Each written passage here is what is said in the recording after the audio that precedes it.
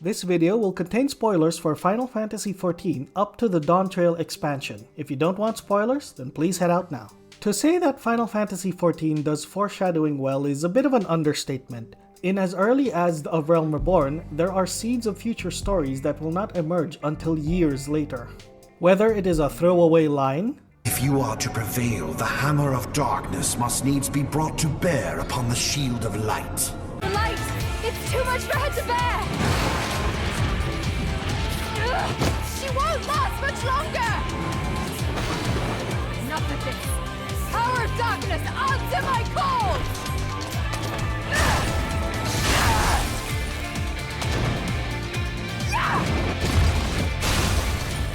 a musical motif,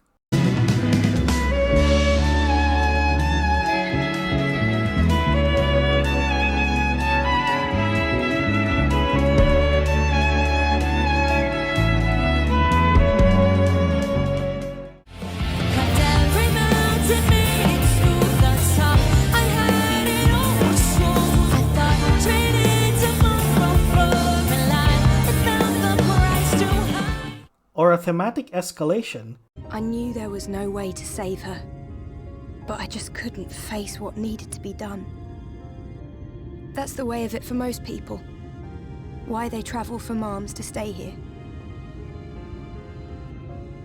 Beaten, broken souls come to wait out the inevitable, to receive the mercy of a painless death. When it all becomes too much to bear, seek me out at my abode in the dark depths of the Tempest.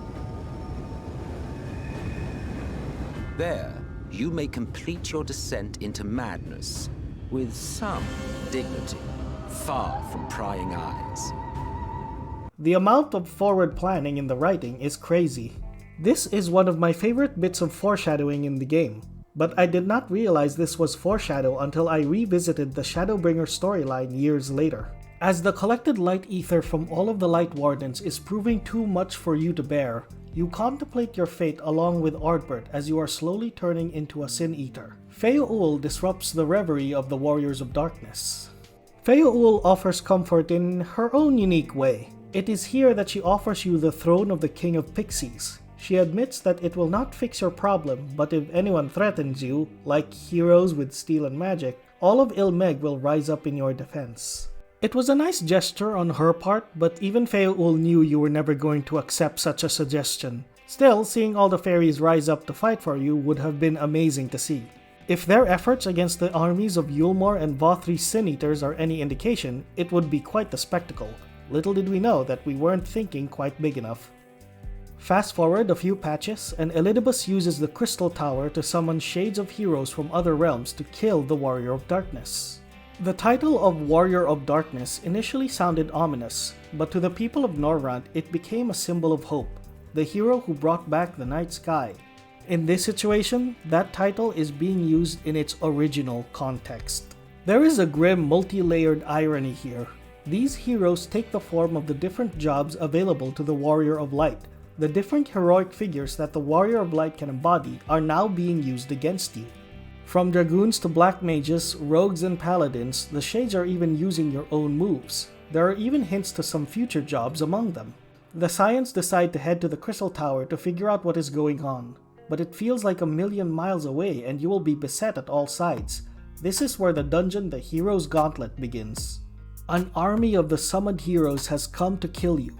Little did they know that they would need to contend with an army of your own. The resources of Yulmore, the talus of the trolley workers, the magics of the fairies, the armies of the Crystarium, even regular townsfolk helping out where they can. All the different factions you have met and helped throughout the Shadowbringers storyline take up arms. They don't know what is happening, but all of them rally towards you and fight the spectral heroes. Seeing former dungeon bosses, raid bosses, and even the role quest givers fighting alongside you is heartwarming. It definitely feels like a swan song for the Shadowbringers expansion. At the conclusion of the dungeon, the Scions, Reen, and even the Crystal Exarch defend you as they carve a path for you to reach Elidibus. So, in a way, you did become king. You did become Titania. But not the king of Ilmeg, but the king of Norvrant.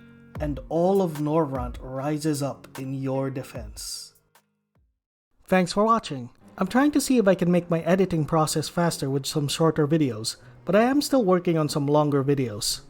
I'm also getting ready for the release of Metaphor ReFantazio. I don't know if I will have a lot to say with that game since I know very little of it. It is very different and I'm still wrapping my head around its themes.